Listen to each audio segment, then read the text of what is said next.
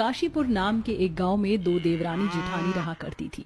संपत्ति विवाद के कारण दोनों ही देवरानी जेठानी के बीच में बंटवारा हो गया था। तभी एक दिन उर्वशी के घर उसकी देवरानी आती है। अरे सोनाली, तुम आओ बैठो, रुको मैं पानी लेकर आती हूँ। सोनाली देखती है कि उसकी गरीब जेठानी एक मटके से उसके लिए ठंडा ठंडा पानी लेकर आ रही है। अरे जेठानी जी, आपके घर में फ्रिज नहीं है क्या? क्योंकि मुझे फ्रिज के पानी पीने की आदत है। मुझे पता था कि ये यहाँ मेरी बहू को नीचा दिखाने के लिए ही आई होगी, और देखा वही किया इसने। अपनी अमीरी झाड़ते हुए अपनी जेठानी की गरीबी गिनवा रही है। नहीं बहू, हम लोग मटके का ही पानी पीते हैं, हमारे लिए यही ठीक है। अच्छा माँ जी, मैंने तो अपने घर में फ्रिज लगवा लिया है, हमें बर्दाश्त नहीं होती ना गर्मी। सच में? छोटी चाची, आपके घर में फ्रिज है? आपको तो बहुत मजा आता होगा ना फ्रिज का ठंडा ठंडा पानी पीने में। देख रही हो जेठानी जी, कैसे आपके बच्चे फ्रिज के लिए ललचा रहे। मेरी माने तो आप भी फ्रिज ले लीजिए। जानती हूँ आपकी औकात से बाहर है, पर बच्चों के लिए तो ले ही सकती है ना। हाँ जानती हूँ, बच्चे हैं जिद तो करेंगे ही, लेकिन तुम तो जानती हो कि उनके पिता का काम कभी चलता है और कभी नहीं। पैसे की तंगी चल रही है, हालात ठीक रहे तो हम भी फ्रिज ले लेंगे।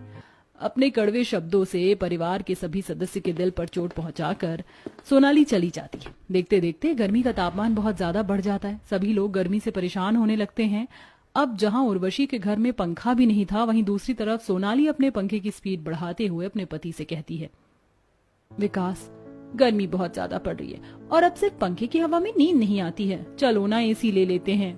नहीं, अभी मेरे पास इतने पैसे नहीं हैं, इसलिए अभी इस पंखे की हवा में ही एडजस्ट कर लो। नहीं, मुझसे नहीं होता एडजस्ट। मुझे नहीं पता, मुझे एसी ला कर दो, वो भी सबसे महंगा एसी, जिसमें सबसे ज्यादा ठंडी ठंडी हवा आती हो। मैंने कहा ना तुमसे, मेरे पास अभी पैसे नहीं हैं, और अब सो जाओ और मुझे भी सोने दो। दूसरी तरफ उर्वशी की जेठानी के बच्चे गर्मी में परेशान हो रहे होते हैं। मम्मी मम्मी, बहुत गर्मी लग रही है, मच्छर भी बहुत काट रहे हैं। हाँ मम्मी, बहुत गर्मी लग रही है, उमस उमस सा महसूस हो रही है गर्मी। हाँ बच्चों, गर्मी तो बहुत ज्यादा हो रही है, पर मैं हाथ पंखा कर तो रही हूँ। देखो थोड़ी देर में तुम्हें नींद आ जाएगी, आंखें बंद करके सोने की कोशिश करो। बढ़ती गर्मी से दोनों ही देवरानी जेठानी परेशान थी अपने अपने घरों में। तभी कुछ दिन बाद उर्वशी की देवरानी पड़ोस की बबीता से ब्याज पर 10 लाख रुपए उठाती है।